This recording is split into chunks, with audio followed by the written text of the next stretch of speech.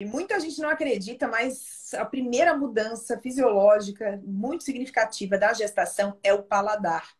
Muita gente descobre que está grávida pelo paladar, né? É uma mudança muito significativa desse paladar, né? A vontade do doce, em geral, no primeiro trimestre, né? A sensibilidade ao doce, ele aumenta muito.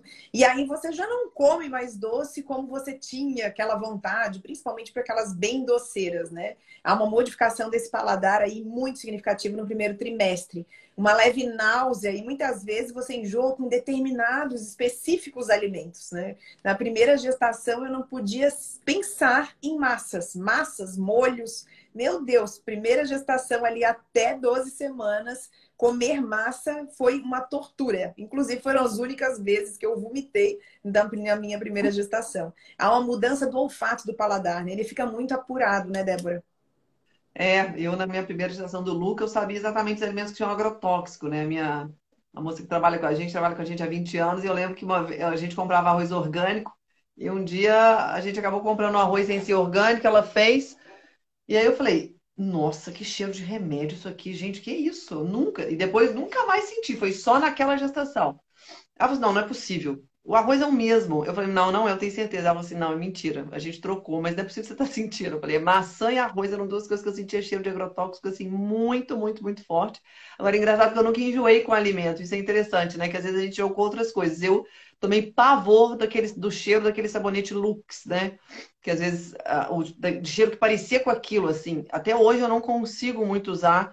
E aí, olha que interessante, eu fiquei sabendo que a minha mãe, depois, na gestação dela, minha, né, quando ela estava grávida de mim, ela também teve intolerância a sabonetes que tinham tipo cheiro de Lux. Eu achei tão engraçado isso.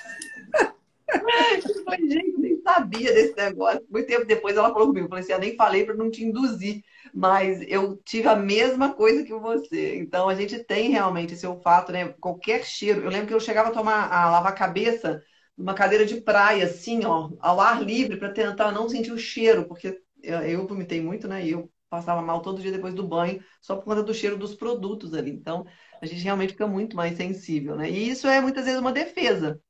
É justamente para a gente ficar com esse olfato apurado para sentir cheiro do que está estragado, né? Daquilo que talvez não faça bem para a gestante. Então, isso é muito interessante. E o paladar para doce, né, Bia? Eu até atendi uma gestante essa semana e ela falou justamente isso. Ela falou assim: como pode? Eu era doceira, Débora, eu não aguento ver doce na minha frente nesse momento. Eu falei: olha, super normal. Tem uma coisa que acontece no primeiro trimestre, as mulheres normalmente rejeitarem bem o doce.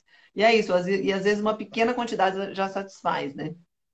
Isso ajuda muito, muito mesmo, né? E uma outra mudança fisiológica é o aumento da secreção de ácido clorídrico. Esse ácido clorídrico aumentado vai ajudar na digestibilidade, né? No início do processo digestivo da gestante. E essa digestão um pouco mais rápida dá aquela sensação de buraco no estômago. E algumas gestantes precisam comer quase de hora em hora, né, Débora?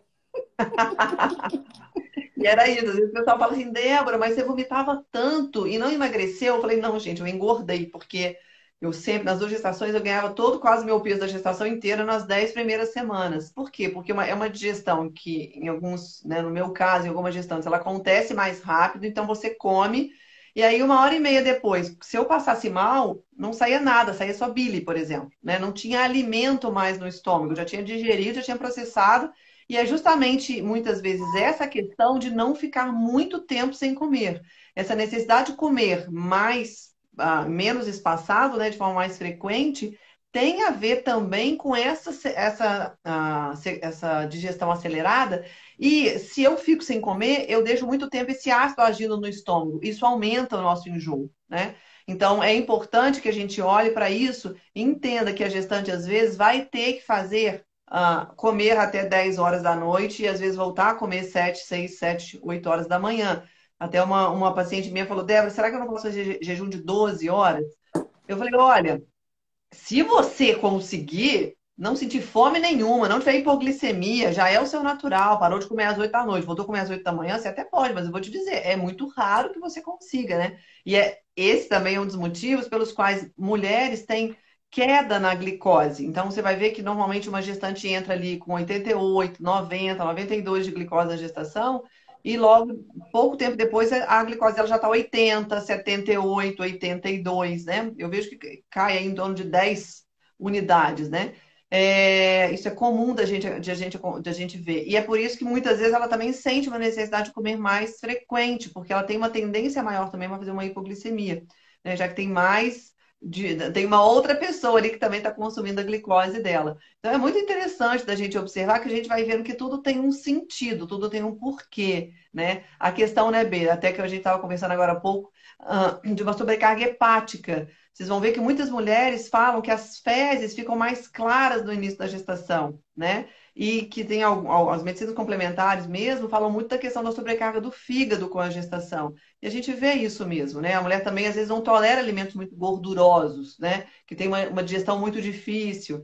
Então, tudo isso a gente precisa estar atento para que a gente consiga equilibrar essa dieta para que ela, né, se sinta da melhor forma possível, apesar de que em alguns casos, como o meu, é uma hiperêmese que só passa com o tempo, né? Mas ainda assim, comer frequentemente, comer alimentos mais secos, né? Menos gordurosos, costuma também ajudar nessa fase.